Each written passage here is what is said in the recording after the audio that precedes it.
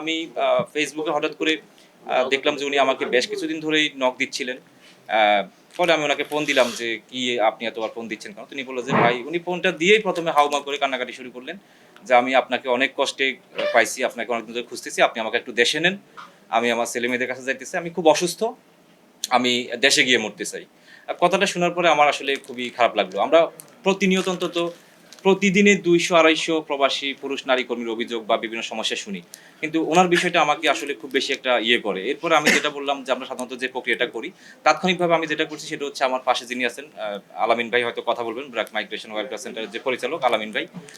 উনারা সবসময় এই কাজগুলো বেশি করে থাকেন। তো আমি উনাকে বললাম যে, "ভাই আমার এইরকম একটা কেস এখন এটা কি করা যায়?" পরে উনি বলল যে, "এক কাজ করেন আমরা ওনাকে আনার একটা প্রক্রিয়া শুরু করে দিই।" তো প্রক্রিয়াটা বলতে সাধারণত যেটা হয় যে আমরা এই প্রবাসী কল্যাণ মন্ত্রণালয়ের অধীনস্থ ওয়াইজ কল্যাণ বোর্ডে আমাদেরকে আবেদন করতে হয় যে একজন নারী কর্মী সেখানে আটকা পড়েছেন, তাকে কিভাবে আনা যায়। আলামিন ভাই আসতে না পারলেও ওনার টিমের মেম্বাররা আসছিলেন। আমরা ওনার যে মেয়ে এবং ছেলেকে কুষ্টিয়া থেকে ডেকে নিয়ে আসি। তাদেরকে দিয়ে আমরা প্রবাসী কল্যাণ মন্ত্রণালয়ে একটা আবেদন করি। সে আবেদনের প্রেক্ষিতে ওনাকে পুনরায় কনসুলেটে ডাকা হয়। তো ডাকার পরে আসলে আমরা যেটা দেখলাম উনি যে কথাটা বলছে যে উনি বারবার ওইখান থেকে আসার যে আশা সেটা আশাহত হওয়ার কারণ হচ্ছে আমি জানি না এটা ওনার কাছে এখন এখানে আছে কিনা, শুধুমাত্র একটা সরকারি নথি। উনি যে আমাদের বাংলাদেশের কর্মী, আমরা যে ওনাকে বাংলাদেশে পাঠিয়েছি একটা বৈধ ভিসা দিয়ে, সৌদি আরবে এটা বাংলাদেশের নাগরিকের বাংলাদেশের নাগরিকত্ব বা ওনাকে কোনোভাবে খুঁজে পাওয়া যায় না সেখানে। মানে সৌদি আরবের যে সৌদি পুলিশ যারা ওনাকে এক্সিট দিবে, দেশে আসার অনুমতি দিবে, তারা আসলে ওনাকে ফাইন্ড আউট করতে পারে না যে উনি কোন দেশের নাগরিক। আমি তাকে বাংলাদেশে কেন পাঠাবো? হ্যাঁ? ওইটা যখন পায় না উনাকে বারবার করে সেখানে নিয়ে যাওয়া হয় এবং সেটা উনি আসতে পারেন না। একসময় কনসুলেট থেকে বলা হয় যে, "আপনি একটা কাজ করেন, যেহেতু আপনি অসুস্থ এবং প্রক্রিয়াটা খুব দীর্ঘ হচ্ছে, আপনি আ সৌদি পুলিশের কাছে ধরা দিয়ে জেল হয়ে দেশে চলে যান।"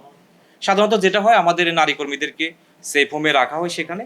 তারপর পুলিশের হাতে দেয়া হয়। সেখানে ২-৩ দিন জেল হওয়ার পরে উনারা গিয়ে এটাকে নাগরিকত্ব বাংলাদেশীর যখন একটা আউটপাস দেয় তখন তারা আসতে পারে। তো আমি কনসুলেটের একজন কর্মকর্তাকে বললাম যে, "না, এটা তো হবে না।" কারণ হচ্ছে আমি মালেকা খাতুনের সাথে কথা বলে যেটা দেখলাম যে এই নারী জেলে যাওয়ার উপযুক্ত না। আমি একজন অসুস্থ নারীকে কিভাবে জেলে দিব?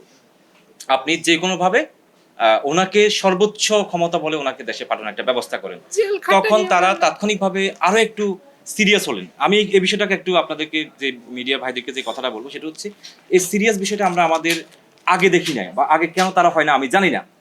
তখন কিন্তু পরবর্তীতে তারা ঠিকই বের করতে পারলেন যে উনি বাংলাদেশের নারী কর্মী, উনার এজেন্সি ছিল, উনার ভিসা ছিল, সব ঠিক ছিল। এইটা পাওয়ার সাথে, সাথে হলো যে উনার এক্সিটটা হয়ে যায়। তারপরে আমাকে বলা হয় যে, "ভাই আমরা উনার এক্সিটটা করে দিছি। এখন উনি চাইলে যেকোনো সময় দেশে যেতে পারবেন। তবে উনার কিন্তু টিকেটটা তো লাগবে। উনি এখন আসবে কিভাবে? এক্সিট হলো।"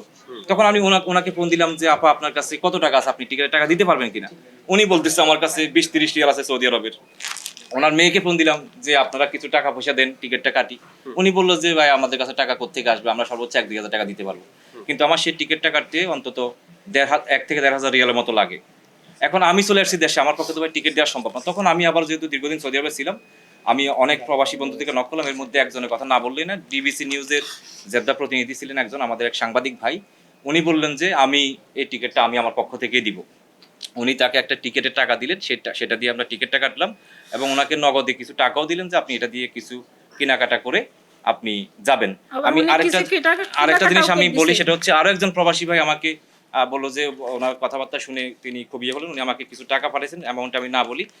ওইটাও আমি উনার হাতে দিয়ে দিতে চাই। এটাও আমি কথার ফাঁকে দিয়ে দিলাম। এটা আপনি রাখবেন এটা। তো অনেক এইভাবে হচ্ছে ধন্যবাদ। আমরা উনাকে নিয়ে আসছি। তবে একটা কথা বলি, দিন শেষে আলামিন ভাইয়ের মতো করে কথাগুলো বলবেন। তবে আমার বক্তব্য হচ্ছে একজন সাবেক প্রবাসী হিসেবে আমি যেটা বলতে চাই সেটা হচ্ছে, আমাদের দেশের নারী কর্মীরা প্রবাসে যাওয়া যতটুকু সহজ, তার থেকে কয়েক হাজার বেশি কঠিন হচ্ছে তার দেশে ফিরে আসা। আমরা সুস্থভাবে নারী কর্মীদের ফেরত পাই ১০০ র মধ্যে সর্বোচ্চ ১ জন। আমাদের সরকারের প্রতি একটা অনুরোধ থাকবে। তবে আপনারা একটা জিনিস জানেন কিনা জানি না। আমরা যদি বাংলাদেশ থেকে অনেকে বলবেন যে আমরা বাংলাদেশ থেকে নারী কর্মী দিব না। কিন্তু বিষয়টা হচ্ছে বাংলাদেশ থেকে যদি আমরা নারী কর্মী না দিই তাহলে সৌদিরা কিন্তু আমাদের পুরুষ কর্মী নিবে না। এটা হয়তো অনেকে জানেন না। ওই দিক থেকে আমরা অনেকটা দিতে বাধ্য হচ্ছি। কিন্তু আমাদেরকে এতটুকু নিশ্চয়তা দিতে হবে, আমাদের সরকার এতটুকু নিশ্চিত করতে হবে যে আমি আমার নারী কর্মীকে যেমন সুস্থ সবল দিব, তোমরা আমাকে সেভাবে ফেরত দিবা। আর যদি তিনি মারা যায় সসময় তার লাশটা দেশে পাঠাবা। আর দূতাবাস কনসুলেটের লোকজনদের কাছে আমার কর্মচারীদের কাছে আমার একটা অনুরোধ যে আপনারা আমাদের নারী কর্মীদের খোঁজখবর নিবেন, তারা কোথায় আছে, ঠিকমতো বেতন পাচ্ছে কিনা, তাদের যে শ্রম আইনে যে সুযোগ সুবিধাগুলো পাওয়ার কথা সেগুলো নিশ্চিত হচ্ছে কিনা এটি খেয়াল রাখবেন। আর পরিশেষে আমি আজকে ধন্যবাদ দিতে চাই এই যে বিমানবন্দরে আমরা যেখানে বসে আজকে কথা বলতেছি, আমার পাশে যিনি আছেন ক্যাপ্টেন রাসেল সাহেব আছেন, উনিও যে আন্তরিকতার সাথে আমাদেরকে এখানে প্রবাসী একজন নারীকে যেভাবে সম্মান দেখালেন, আমরা যারা অনেক সংবাদকর্মী আছি ধন্যবাদ। আমাদেরকে যে সম্মান প্রীতি দিলেন, আমরা বিমানবন্দর কর্তৃপক্ষ তথা এয়ারফোর্স সহ বিমানবন্দরের সকল ফোর্সে যারা আছেন কর্মকর্তা সবার প্রতি আমরা কৃতজ্ঞ।